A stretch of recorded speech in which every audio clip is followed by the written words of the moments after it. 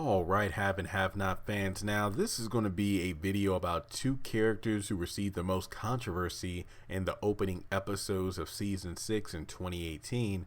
And that's right, Justin and Jeffrey, the pairing that nobody wanted to see, but it got shoved down our throats for the first 10 episodes of this season. And based off the trailer, it looks like these two are not letting up anytime soon. Now, I remember when episode 1 of, what was it, Afraid of Flames, or was that the second episode of this season? But when this season opened up, my God, it was so disappointing. Where the first 10 to 15 episodes of that particular episode was Justin getting Jeffrey from his cell and then bringing him to the interrogation room and pretty much pushing up on him. And this went on for a solid 5 to 6 episodes before David finally came in there to set Justin straight, no pun intended.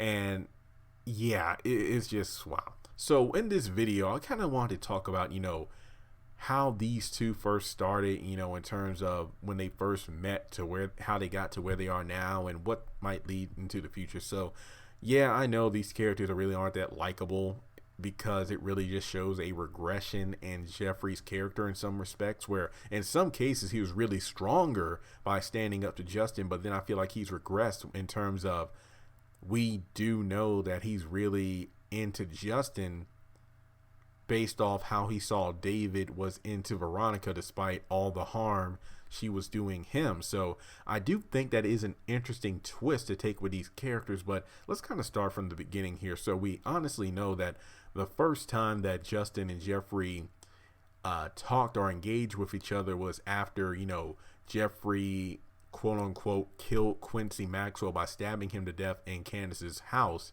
and they were trying to cover up the murder. And I think Quincy had a car that was parked outside of Pearl, Justin's mother's, house, and she wanted it moved. So they had to fish the keys off of Quincy's body, and Jeffrey gets in the car and pulls off and tries to drive away. But it looks like he was drunk at the time, because he was trying to drink his sorrows away from the traumatic experience of just killing a man. And then I think, Justin went after him in his cop car because Candace brought up the fact that, he's just depressed. He just came out to his parents and his mom rejected him. And then Justin went after him and pulled him over and then arrested him for DUI. And this was definitely the episode where it's just like, I feel like myself and a bunch of fans knew that this Justin guy was somebody we were instantly going to hate, because in one of the most disgusting scenes of the entire series, just the fact that Justin was pushing himself up on Jeffrey, going into the back of the cop car, and pretty much, he was in the stage, or still is, in the denial of, I'm not gay. And then Jeffrey tries to kind of, say that, are you coming on to me? And then Justin's like, don't you dare say that again, or I'll bust your face in. You people disgust me. That was, I remember Jeffrey almost like broke into tears. That was one of the most depressing scenes I've ever seen in the Haves and the Have-Nots. And then we kind of taste of what kind of character Justin is, because based off how he treated Jeffrey, we can assume he's done this on more than one occasion. And then as the season went on, Candace began to figure out, what, Jeffrey, we can use this cop to our advantage to try to get out of this mess. So really, it was Candace that kind of pushed Jeffrey into seducing Jeffrey into seducing Justin to do what he wants. And pretty much every time up until that point that Justin and Jeffrey encountered each other, it was very hostile, where, you can, and I hate to say it, you can feel the sexual tension there between Justin and Jeffrey, where Justin would obviously try to push up on Jeffrey in a way similar to how Jeffrey was doing the same thing to Wyatt back in season 1, but granted, he wasn't doing it in a violent fashion. But I think one of the most interesting scenes was when Jeffrey was at Candace's house by himself. Justin showed up. They went to the bed. Well, Justin made him go to the bedroom, and he wrestled him down to the ground.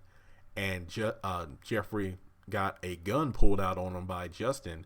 And, that was interesting, which is ironic, because in a preview for the upcoming episodes, we see that Justin has a gun pointed to Jeffrey's head as well as himself. So, yeah, crazy much. So as time went on, Justin actually became somewhat of an uneasy ally where he was like the first one on the scene where the cops, pretty much rushed into Candace's house to look for signs of the murder, and they eventually found the body. But Justin was trying to help him out. And as the seasons went on, it's like, okay, Justin is definitely into Jeffrey, where Jeffrey is like, yeah, I'm not really into you, dude. It's like they had a one night stand kind of thing, but Justin refused to come out. I'm sorry if I get the names confused, but they sound Jeffrey. Justin still refused to come out of the closet, but then we saw like the psychologist Jeffrey come out in terms of, you know what, you need to get help. It's not healthy what you're doing. You're married, things like that. So really it's kind of ironic because Jeffrey is good at reading other people and offering help when he needs to get help himself. And to be honest, one of the most popular videos on the channel was one I did about how Justin actually seems to be who Jeffrey could have become.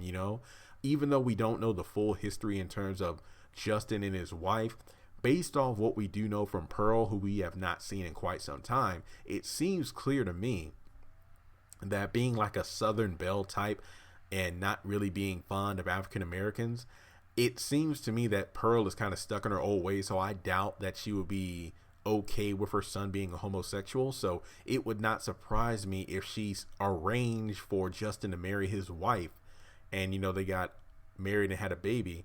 And to be honest, just looking at his wife, who is attractive in her own right, she does seem to be a bit older than Justin. So it would not surprise me if his mother arranged this marriage just to keep her son in line. And then the fact he keeps denying the fact that he's gay kind of mirrors Jeffrey from season 1, where when Candace would pretty much confront him about, hey, you're into men and Wyatt isn't gay, you're trying to make him gay and stuff like that. He would say, I'm not gay, Candace.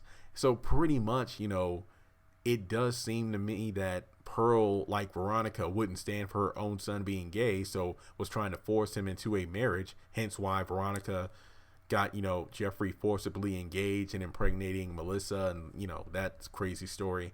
It seems to me that unlike Jeffrey, Justin didn't have a Candace or Landon-like character in his life to help him become who he really is, because obviously without Candace, and Landon as well in season 2 specifically, Jeffrey wouldn't have never come out of the closet to his parents and become okay with the person he is.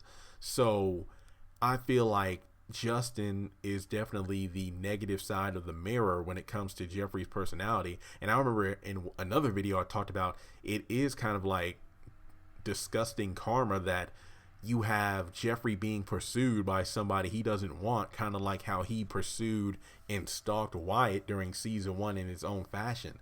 So, Jeffrey and Justin are definitely different ends of the spectrum when it comes to their characters. And to be honest, for a while, Justin was an interesting character to see on screen.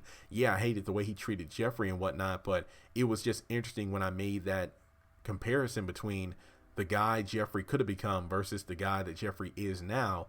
And that's when you throw Landon into the mix, where during season 2 he talked about his own life, when he first came out of the closet, got rejected by his family, then worked to help out other people who were in the same situation, because people out there who live these closeted lives, they get married to a gender that they're not attracted to, then they go to like sleazy motels and on buses and trains and having unprotected sex and end up with these diseases because it's kind of a fix for them. It's like their own form of a drug.